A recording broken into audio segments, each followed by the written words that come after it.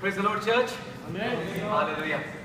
For many of you, it will be a repetition because I have preached this message at the men's retreat, and I also shared a little bit in the home group on Thursday. But this is something God has really put on my heart for today, and it all came about last Sunday when Pastor Mike really was preaching a very fiery message, and one thing I took home very, very strong was what he said about Hudson Taylor. Hallelujah. Hudson Taylor was called to the nation of China. He touched millions of lives. And today, nearly 60 million of Chinese Christians owe their salvation to Hudson Taylor. Hallelujah. 60 million of Chinese people today owe their salvation to Hudson Taylor.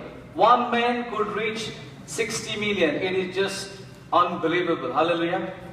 But one challenge that God presented him, an invitation to revolutionize his whole life, his whole ministry, his whole Christian character, was that God said to him one thing, and this is, I hope that you will go home with this.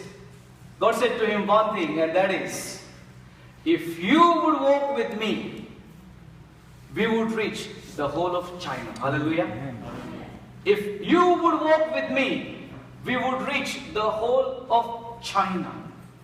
And we see his life was absolutely a life of obedience, a life of prayer. He raised prayer warriors to pray for China. And he went to the remotest parts of China, because in those days it was very free to be in China and preach the gospel. Communism was not in action, and it was just possible to preach the gospel openly. But everyone was concentrating in the heart of the city or heart of the nation. They were in the capital areas and in the surroundings. But nobody was going into the remotest parts of the villages and the mountains in China. He took on him to go to the mountains and to the villages. Hallelujah.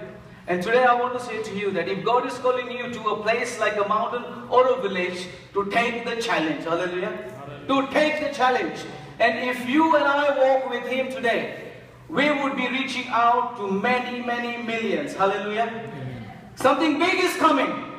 I don't know if you're feeling what is coming. Something big is being prepared for you and for me. But we need to be in the right place and embrace the challenge that God is bringing on to us in Jesus' name. Hallelujah. So this man changed the whole face of China. China now has got, I believe, so many thousands of underground churches. Yes, communism is trying to stop what God wants to do, but communism cannot succeed. Hallelujah.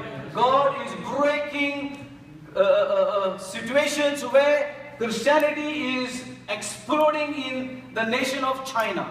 Though the government is trying to control the state churches, but the Spirit of God is really, really moving so much. And I think one of the videos, I think, is on the leadership, is about the Chinese church, the underground church.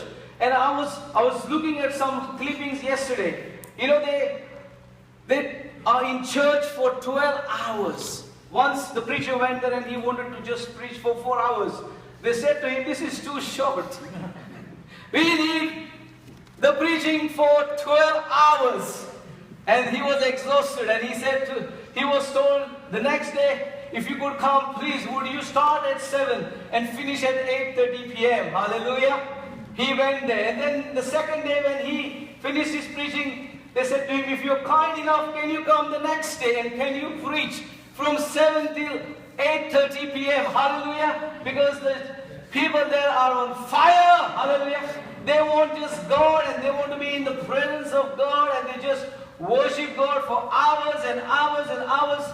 Yes, we would have loved to worship God for longer if we had the opportunity here, but we need to be out for certain reasons. But we can learn a lot from the Chinese church. Hallelujah. Walking with God. And I picked up one man who walked with God in the Bible. A very young man. He went through a lot of things. Trials and temptations and difficulties and discouragements and hopelessness and lots of things. But he never stopped walking with God. There is a temptation when things don't go our way to back off. We start complaining, we start mourning, we start doing a lot of things that is ungodly. But this man's life is an amazing life. He is an exemplary. We can learn a lot from him. And his name is Joseph. Hallelujah. Joseph means, may the Lord add, or may the Lord give increase. And today I declare upon all of you in Jesus' name that may the Lord add and may the Lord increase in Jesus' name. Hallelujah. An increase is coming upon each one of us. Joseph tried to interpret the dreams, and he thought the extent and the fullness of those dreams were that his brothers would worship or bow down to him or serve him, because that was what he saw.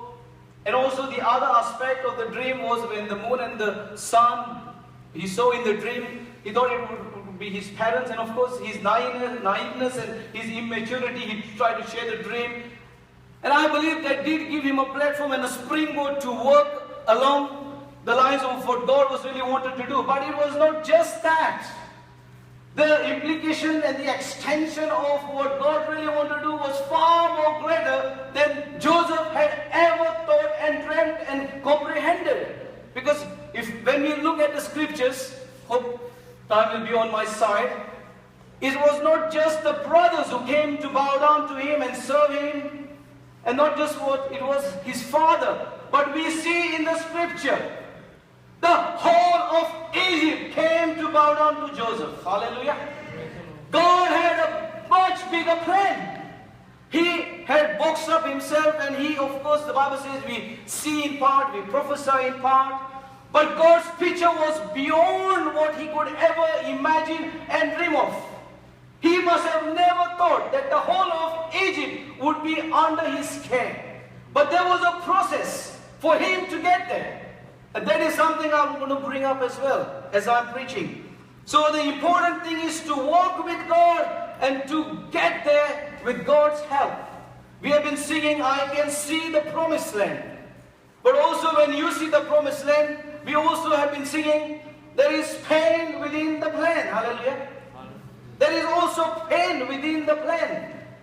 Then we sang another song, and if our God is with us, who can be against us? We see in the life of Joseph, there were so many obstacles, so many against him. But God was with him. Hallelujah. Amen. In every step of his life and stage of his life, we see he's finding favor with God.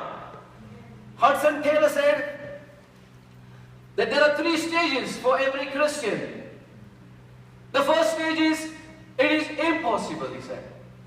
The second stage is, it is difficult. And the third stage, he said, it is done. Hallelujah. Amen. I don't know which stage you are in today. Maybe you are in the stage of it's impossible stage. Or maybe you are in the stage of when you think, yes, it is possible. But then the second stage starts where you might think, it is going to be a bit difficult. But once we overcome those 2 stages, the third stage is, it is done. Hallelujah. Because the promises of God are yes and amen. Hallelujah. So we see in the scriptures tells us that Joseph was 17 years old, a young man. At the age of 17, he was doing everything that was right before God. And he continued that till the age of 30 and beyond, because at the age of 30 he became the prime minister. And I'm just going to go through a few scriptures. In Genesis 37 verse 22, it says here, this is the history of the descendants of Jacob, and this is Jacob's line. Joseph, when he was 17 years old, was shepherding the flock with his brothers. The lad was with sons of Bilhah and Zilpah, his father's secondary wives, and Joseph brought to his father a bad report of them. Then we move on to verse 3 of Genesis 37. I think that was 2, not 22. Yeah, if I said that, so it was a mistake. He was favored and loved.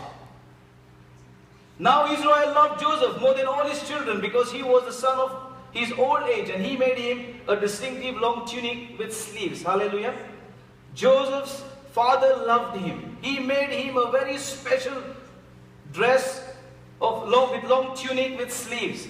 And today I want to say to you that your father loves you and he has got a special dress for you. Hallelujah. We have the covering of the blood of Jesus this morning in this place. It's a special tunic from our Father that the Lord has paid the price for your dress and my dress with His blood. Hallelujah. Amen. So we are more better positioned than Joseph in a way. Hallelujah. Yeah. Genesis 37 verses 14 to 17. Many times we try to do things half done, or we want to cut corners, or we like the shortcuts. But we see here something very beautiful. I'm going to read from 14. Go, I pray you. And Jacob said to him, go, I pray you, see whether everything is all right with your brothers and with the flock. Then come back and bring me word. So he sent him out of the Hebron valley, and he came to Shechem. Hallelujah. Shechem. I struggled to say it on Friday. Shechem. And a certain man found him, and behold, he had lost his way and was wandering in the open country. The man asked him, what are you trying to find? And he said, I'm looking for my brothers. Tell me, I pray you, where they are pasturing our flocks. But the man said, they were here, but they have gone. I heard them say, let us go to Dothan. And Joseph went after his brothers and found them at Dothan. You must understand, and we must understand that at this point already the jealousy had bred in the brothers' lives. They were jealous, they had their animosity, they were bitter because he was the youngest, and they said, how come you, dreamer, would be thinking of bowing down to you? But when his father said to go and look after your brothers and bring me the report, and when he ended up in Shechem, Shechem, okay, it's changing all the time, everybody's depends on who I listen to. Hallelujah. Okay, I think we need to give a new name to this place. I'm struggling to say it. Hallelujah. He could have just gone back thinking that his father had told him just to find them there, but he had a good reason to go back and say they were not there. But he made the choice to go to Dothan. Hallelujah. He went an extra mile in obedience to the Father. He knew probably there was a trap laid for him because there was already some sort of clashes between his brothers and him. And he was the only one, there was nobody really on his side. 12 of them, 11 were on one side. You know, majority always wins. And he was the only one. He must have felt lonely in that situation, but he chose to do what his father had told him to do. Do we do what our Father tells us to do? Do we do what our Father tells us to do? Despite the fact that we might think whatever is lying ahead for us. Hallelujah. We must do what our Father tells us to do. Then in Genesis 37, 20 to 21. So come on now, let us kill him and throw his body into some pit.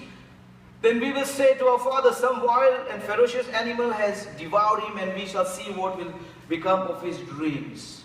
God gives us the dream, but the enemy wants to kill the dream. Hallelujah. He wants to take your dream away from you. He wants to try and silence you, and he's devising schemes to make sure that you and I will shut our mouths and we will not move forward. That is what the enemy is trying to do. We see here in 21, thank God for Reuben. Now Reuben heard it and he delivered him out of their hands by saying, let us not kill him. Yes, it was not a full-fledged deliverance, but still at the end of the day, it was something that God was using. And God will raise Reubens for us. Hallelujah. He will raise Reubens for us to help us and protect us as we continue to have a faith in Him. His clothes were taken off. He is going through a very traumatic time. Physical abuse. He's going through an emotional abuse. He's going through a spiritual sort of separation from maybe even from the Lord, because he's been alone. He's thinking, what on earth is going on? He has done nothing wrong.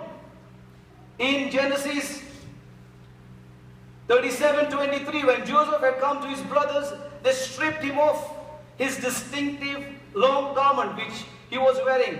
what the enemy has given you and what you are wearing and what we have found and been blessed through Jesus Christ, the enemy wants to strip us of that. Hallelujah.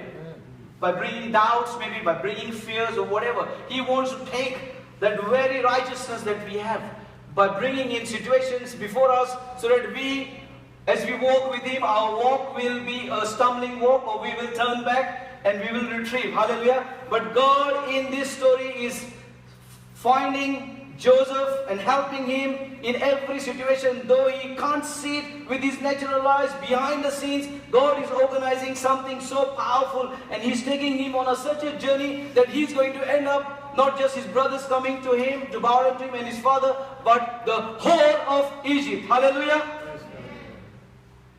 He was made naked. He lost his dignity and his identity. That is what the enemy wants to do to you and to me. He wants to take all that which God has clothed us with.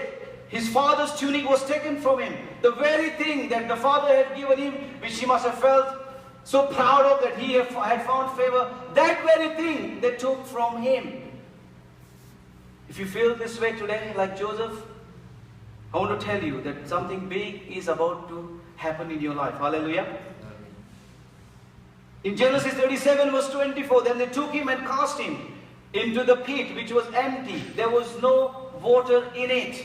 Sometimes you might have felt you are in a place where there is no resources, there is no supply, you can't even hear the word of God, and you have been so isolated. You are in a place where you are depressed and you are just alone or whatever. No supplies and no friends to talk to. You are lonely. It's a dry season of your life. But in those dry seasons, we must remind ourselves and have the knowledge that God is with us and move by faith. Hallelujah. Amen. Because that is the very thing that the enemy wants to try and make us believe that God is finished with us. You know, many times as people get a little bit older and they are not married, they think God is not interested in me. I'll tell you what, God is very much interested in you, and He is making something beautiful, as we had heard, that God makes things beautiful in His time. Hallelujah. Amen. In His time. God's timing is perfect. We want to sometimes run ahead of Him, or sometimes we are too slow. But in this situation we see God is doing something so beautiful, and He is never late. Amen. He was sold to strangers in Genesis 27 and 36. I won't read that. He was sold to strangers. He was sold into slavery, slave trade. How would you feel? Being put in the dungeon or in that pit, taken your clothes off. You have no food, nothing, and then you are sold to some strangers. You've been passed on from one end to another. How would you feel? But the Bible says in Genesis 39 verse 2, let's read that. But the Lord was with Joseph, and though a slave, he was successful and prosperous man, and he was in the house of his master, the Egyptian. Hallelujah. It seems like sometimes the further you are going away from reaching your goal and what God has got for you, actually it is the opposite. Actually you are coming more closer to reach your destiny. And we see here that the further that Joseph might have thought he was going away from what God had really wanted him to achieve, the dreams that God had given him, he was going totally the opposite direction.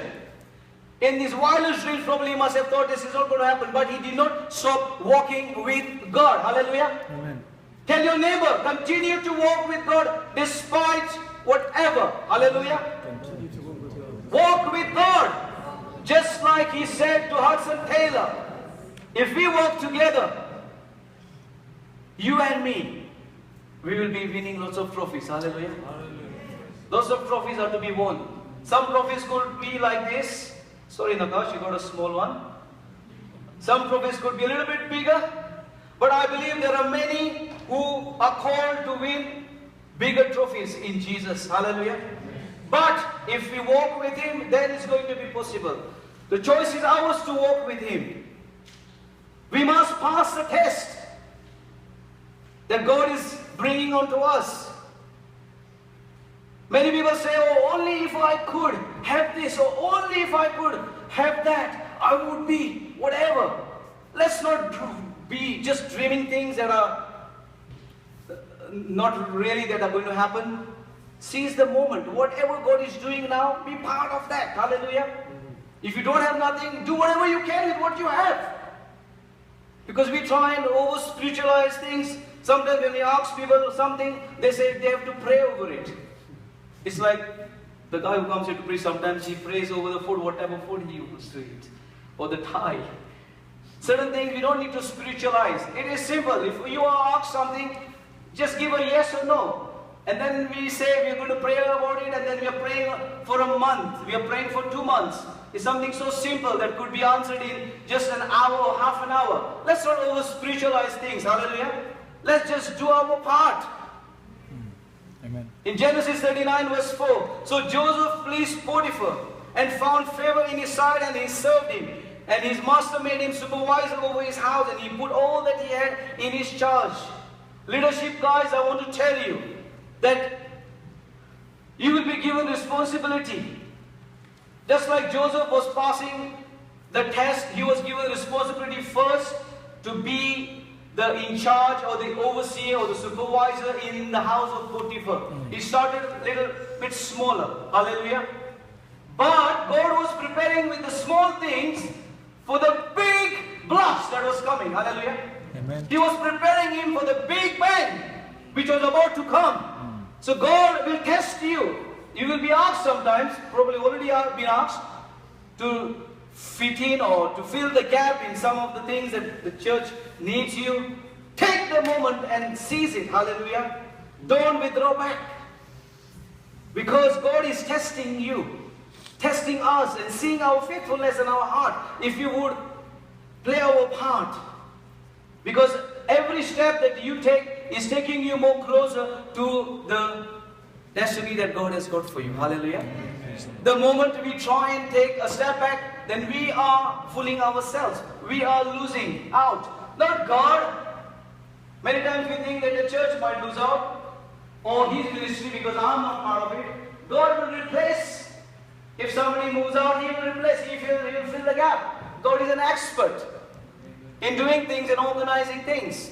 We see in Joseph's life, he was playing a game of chess in such a beautiful way. He was a master. He was playing an amazing chess game, moving each and every item at the right time, the right move. Hallelujah.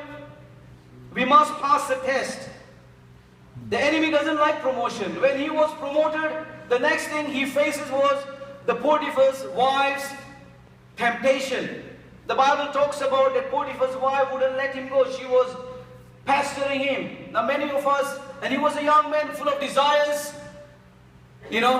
full of passions.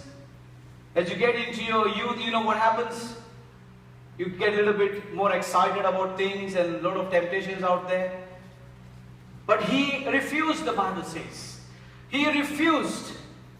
It says here in Genesis 39, 7-8.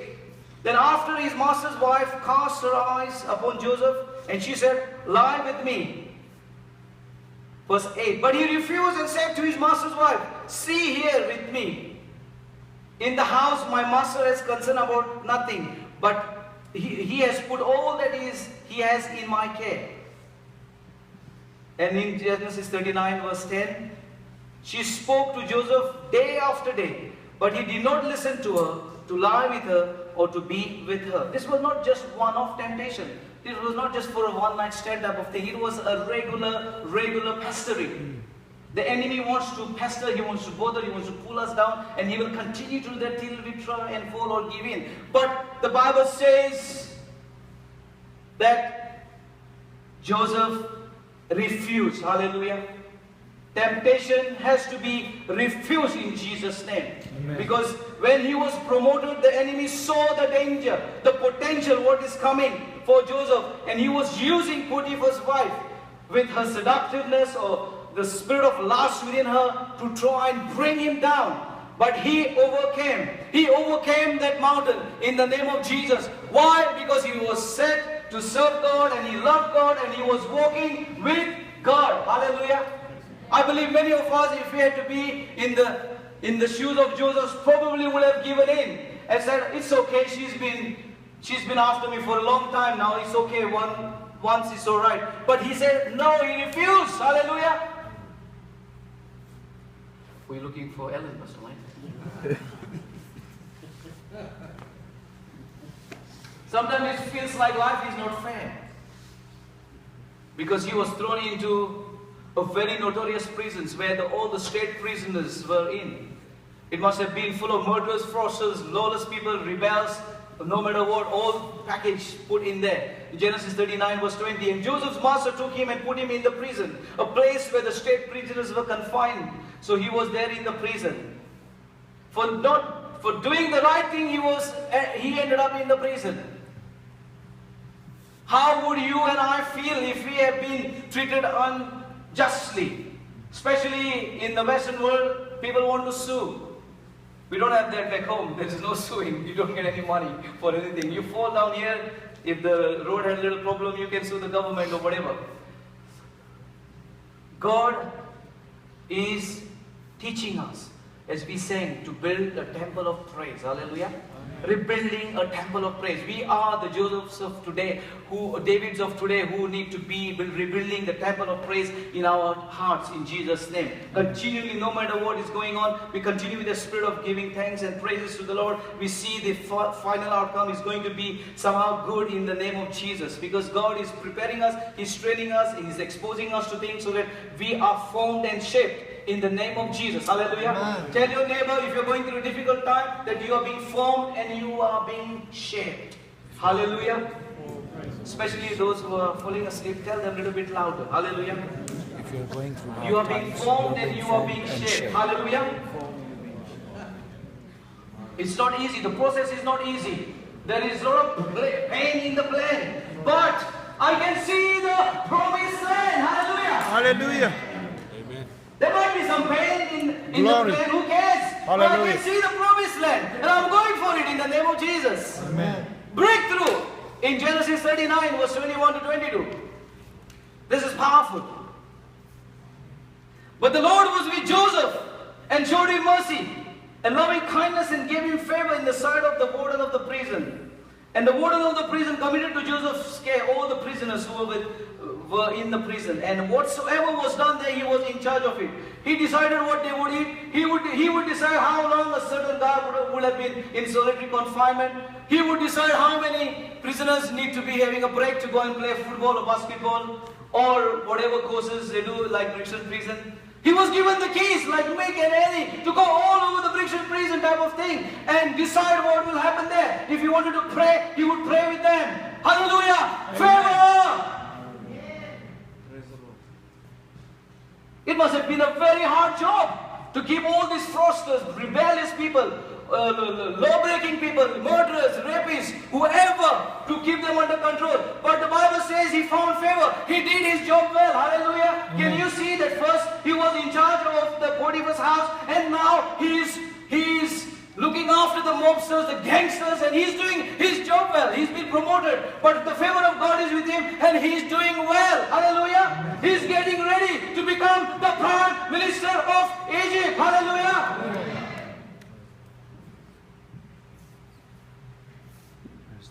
God is training us. He's giving us opportunities. And those opportunities that come, He's preparing us for something big. Hallelujah. Something big is coming. You must believe it. Amen. You must believe it. If you don't believe today that something big is coming, then you are just going to go out of this place, or we will just go out of this place, just like putting ourselves in that little box like Joseph must have put himself, that only the brothers and the father would bow down to him. But no, it's the whole of Egypt. Hallelujah. The whole of Egypt. Amen.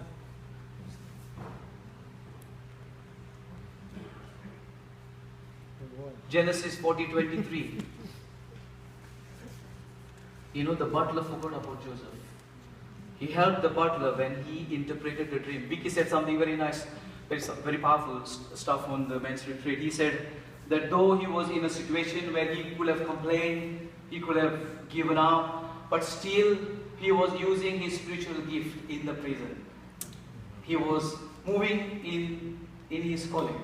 and the ministry. That was his gift, to interpret the dreams. He was continuing to do that despite what was going on. He did not look at the circumstance. We sometimes look at the circumstance and we say, when I have this, I'm going to take a step of doing that. Or, I need to sort these things out. I need to just sort these things out. Then I will move into ministry or whatever God is calling me. But Joseph was continually interpreting the dreams. He was moving and being faithful to what God had entrusted him. Hallelujah. Can we be like Joseph? Hallelujah. Amen. Can we be like him? Hallelujah. And so he interpreted the dream, and then the butler was promoted. But the butler forgot about Joseph. There was only one thing I found, which I mentioned on Friday as well, about Joseph, that he sort of poured his heart to the butler and said, when you are going to be promoted, please show kindness to me. Tell the king about me. This is the only thing I found, which is not negative, but sort of a request. But otherwise, we don't see anything negative at all. Of course, it's not negative in any way, but he's just trusting the Lord, and he's never complained, never said anything against his God, neither his family or anyone, neither even Potiphar's wife. He, I believe, had a forgiving heart. He had forgiven everyone, because he shouldn't have been in this place in the first place. Hallelujah. Joseph is amazing. The final countdown in Genesis 41, 39 to 40. Jonathan said on Friday as well, probably the king must have inquired about Joseph when he came to know there's a man who could interpret his dream or the dreams. And he must have inquired about Joseph and his history, where he came from, and probably he must have got a good report that this man must have been innocent and he's here, because it will have not just been easy for the king to promote him to the position of a prime minister. Probably that was another thought behind it. Hallelujah. So, Genesis 41, 39 to 40, I'm coming to a finish. And Pharaoh said to Joseph, for as much as your God has shown you all this, there is nobody as intelligent and discreet and understanding and wise as you are. You shall have charge over my house. Can you see? After Potiphar's house, after the prison house, now the king is saying, you will be in charge of my house, my kingdom. Hallelujah. Amen. You shall have charge over my house, and all my people shall be governed according to your word. To your word. The king doesn't want to get involved. He said, just do it. And he says, only in matters of the throne will I be greater than you. Than you are. Hallelujah. What a favor. What a journey. What a finish. Amazing. Genesis 41 to 44.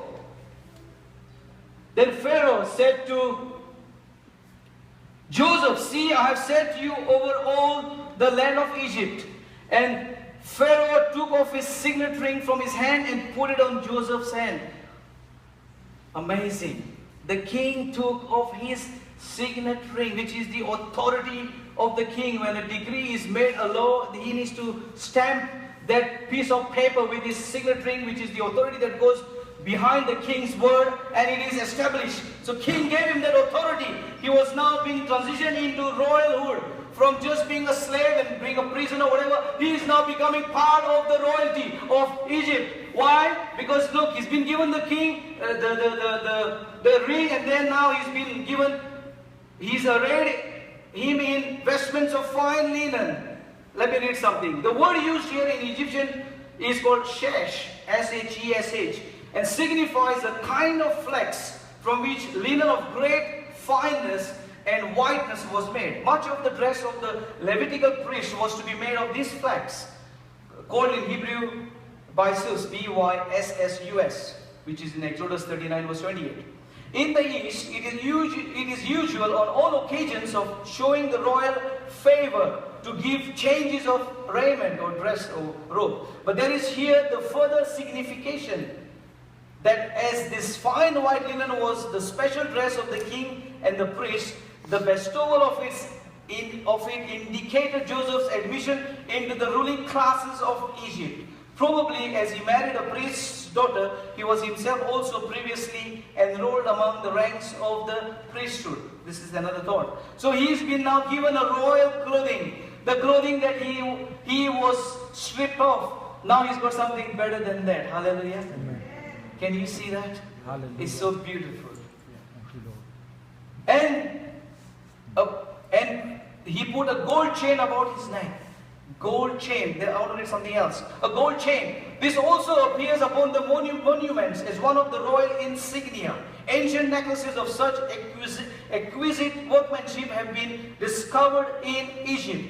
That patterns copied from them are common now at the chief jewelers. Only the royalty were using the gold chains like this. And they found the antiques and still they find things. Hallelujah. We see the transition of Joseph from a little boy. Now he's becoming 30 years old. 13 years of trials and temptations and difficulties. Hallelujah. But the end was good because he was walking with God. Hallelujah. And now his name is changed to Genesis, in Genesis 41:45. And Pharaoh called Joseph's name Zaphenath Paneah. And he gave him Asenath, daughter of Potiphar, priest of On, to be his wife. And Joseph made an inspection tour of all the land of Egypt. And he was given this name, which means food of life, food of the living, or revealer of the secret. Hallelujah. Amen. Can you see that Joseph was the food of life to the whole land of Egypt? Amen. You and me are called to be the food of the living to those who are in need and who are dying. But only if you and I walk with God, we shall be able to do signs and wonders like never we have imagined or dreamed before. Let us go along this journey with God. Hallelujah. Amen. Because it is an exciting journey. There are so many things that are lying ahead that God wants to do through you and me. Only if we say, yes, God, I take the challenge to walk with you no matter what. When we have to say even no to temptation, when we are going to be put in the pit, when our clothes are being taken off, or we find ourselves there is no water, or no resources, no supply, we have to go through those times. But still we shall say, God, you are good and you are doing a good thing in me, and I submit to that in Jesus' name. Amen. Hallelujah. Hallelujah. I wanted to finish with that last scripture about the whole of Egypt bowing down to him. Hallelujah. Jesus, help me to find that.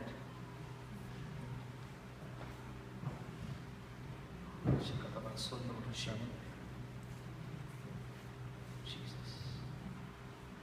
Hallelujah. There is a scripture in the Bible which I think I must have missed, where he was given a chariot and he went on it, and the person who sat with him in the chariot went on saying to everyone as he went, bow your knee to Joseph.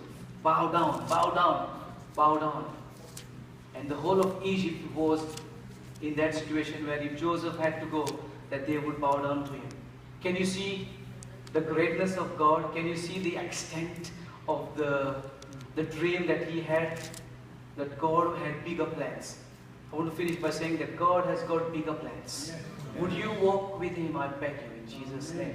Can we all walk with him and come to that very place that he wants to bring us to? That place where he wants to establish us, that promised land that he has for you and for me, in Jesus' name. God bless you. Praise the Lord. Thank you so much, Pastor Johnny, for this inspiring message. Let us stand.